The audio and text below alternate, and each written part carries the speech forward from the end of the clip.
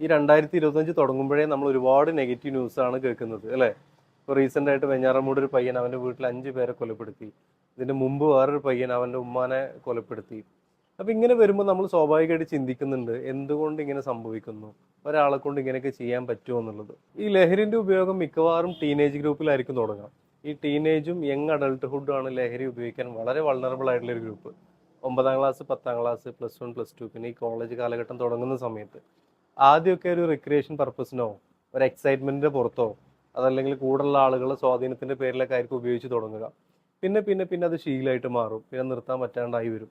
എല്ലാ മനുഷ്യന്മാർക്കും എന്തെങ്കിലും ഒരു സ്ട്രെസ്സോ ആങ്സൈറ്റിയോ ഒക്കെ അവരുടെ ലൈഫിൽ വരും.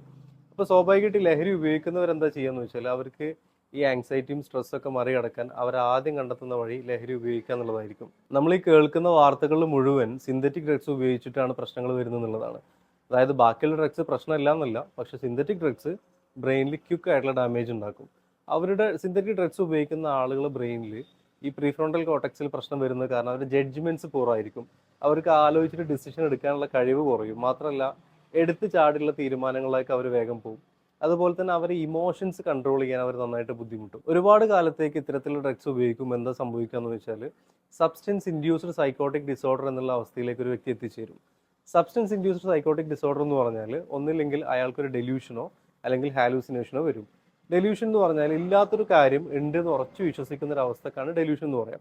ഒരു ഉദാഹരണത്തിന് അയാൾക്ക് സംശയം വരിക, എല്ലാവരും എന്നെക്കുറിച്ചാണ് സംസാരിക്കുന്നത്, എല്ലാവരും എനിക്കെതിരെ സംസാരിക്കുന്നുണ്ടെന്നുള്ള സംശയം വരിക.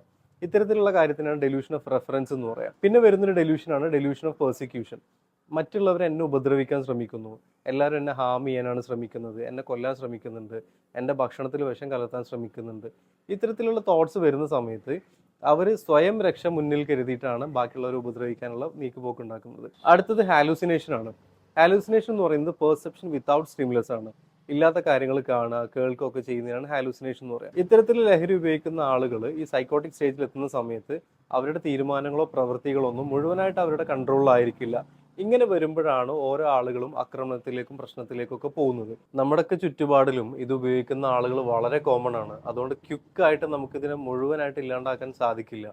നമുക്ക് ചെയ്യാൻ പറ്റുന്നൊരു കാര്യം എന്താണെന്ന് വെച്ചാൽ നമ്മൾ എഡ്യൂക്കേഷൻ കരിക്കുലത്തിലൊക്കെ ഇത് ഉൾപ്പെടുത്തുകയാണെങ്കിൽ, ഇതിനെതിരെയുള്ള അവയർനെസ് ക്രിയേറ്റ് ചെയ്യുകയാണെങ്കിൽ, ഈ ഒരു ടീനേജ് എത്തുന്നതിന് മുമ്പ് തന്നെ കുട്ടികൾക്ക് അത്രയും നല്ല നോളജ് ഈ ഒരു കാര്യത്തിൽ നമുക്ക് കൊടുക്കാൻ പറ്റുകയാണെങ്കിൽ ഒരു റെസിസ്റ്റൻസ് ഇതിനെതിരെ ക്രിയേറ്റ് ചെയ്യാൻ പറ്റും. ഇനി നമ്മൾ ഫ്രണ്ട്സിലോ റിലേറ്റീവ്സിലോ ഒക്കെ ആരെങ്കിലും ഇത് ഉപയോഗിക്കുന്നവരുണ്ടെങ്കിൽ മാക്സിമം അവയർനെസ് അവർക്ക് കൊടുത്ത് അവർക്കൊരു സൈക്കോളജിക്കൽ ഹെൽപ്പ്, ഒരു പ്രൊഫഷണൽ ഹെൽപ്പ് സീക്ക് ചെയ്യാൻ അവരെ നമ്മൾ പ്രേരിപ്പിക്കുകയാണ് വേണ്ടത്.